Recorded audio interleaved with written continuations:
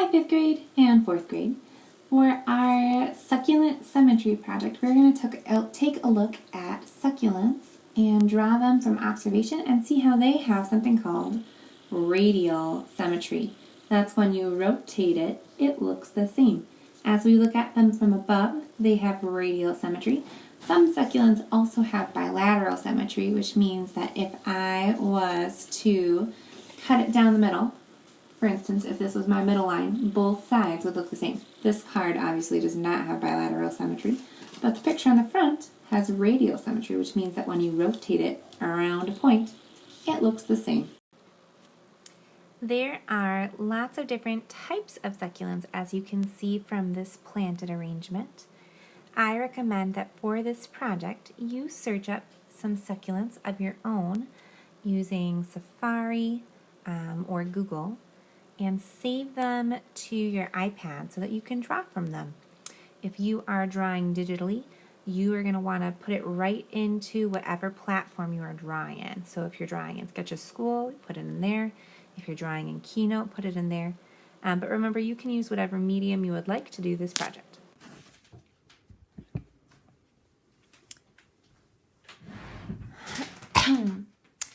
For this project, I would like you to please select a photograph of a succulent, or if you have some at your house, you could draw from observation from those.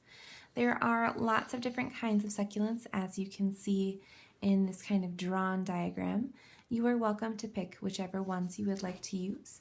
Remember, in this project, we're looking at symmetry, both radial and bilateral symmetry.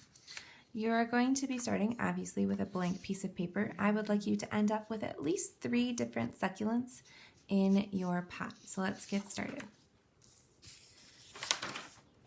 On either a blank piece of paper or a blank sheet on Sketches School or Keynote, you are going to begin drawing your succulent. Now, each succulent is drawn in a slightly different way, depending on what kind of succulent you're working with. So let's start with kind of a basic succulent like this one.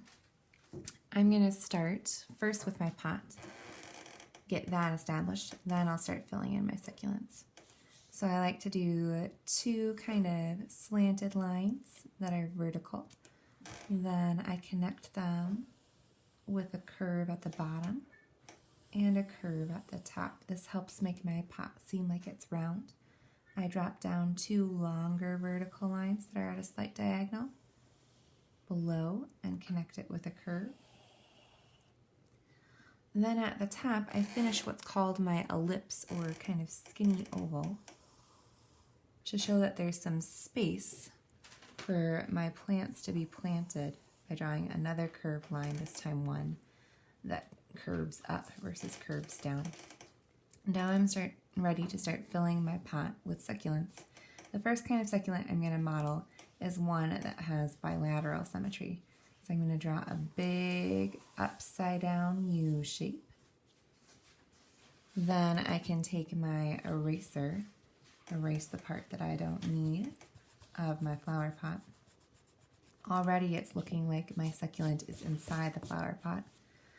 Now I'm going to add 2 curved lines that kind of echo the outside curves on the inside. Sort of looks like a watermelon right now.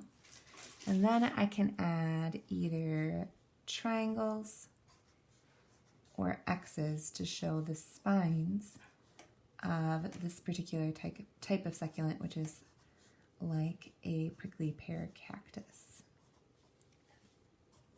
So that's one type of succulent. You can see that I'm doing the entire thing. I'm not just doing part of it, because this succulent is eventually going to be behind some other types of succulents. So again, this one has bilateral symmetry, meaning that if I were to draw a line down the middle, in this case vertically, it would look pretty much the same on each side.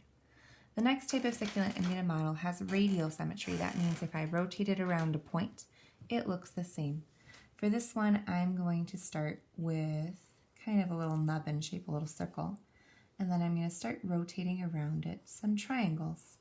My triangles are slightly rounded, kind of like the points of this particular type of succulent, you'll notice that as I rotate around, as I'm building out, I'm kind of going in between where the previous row of triangles was.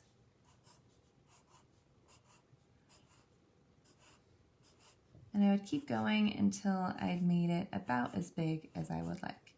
I'm going to go right over the top of the other one that I had drawn because later I'm going to erase the part where it overlapped. And now I can come back in with my eraser and carefully erase the part where I overlapped the other succulent. And I'm going to do one more type of succulent. So these two have different types of symmetry. This next one is kind of like your more traditional plants that you might see. It's got a long stalk and leaves that kind of rotate around it. But when you're looking at it from the side, it looks like it has bilateral symmetry. So I'm going to start by drawing a stalk up and down, so two slightly curved vertical lines. And then I'm going to add the leaves, which I'm going to make sort of like a rounded triangle shape. I'm going to put some of the leaves on different sides to show the way that it would kind of rotate around that stalk, making my way all the way to the top. And there I have 3 succulents. Next, I would obviously want to add color. I might want to go over my lines with a darker material. If you're working digitally, all of the line tools are going to come to the front no matter if you're using Sketches School or if you're using Keynote, which would be the 2 top ones that I would recommend for approaching this project. I would like you to fill these drawings with color, maybe give a background color to your background. As we fill with color, one of the things that I'd like you to think about a little bit is something called value. So value is the lightness or darkness of a color or hue. You can see that I added some darker values with some hatching lines to help make it look like this side of my pot was in a little bit more of the shadows. I also added in some darker values here on the different leaves of my succulents to keep that shadowing consistent. So this is your goal. Remember that you can always use the entire week in between when I assign art activities to complete the art activity. So if you need to take some time, finish it when you have time, that's all good. I look forward to seeing what you create.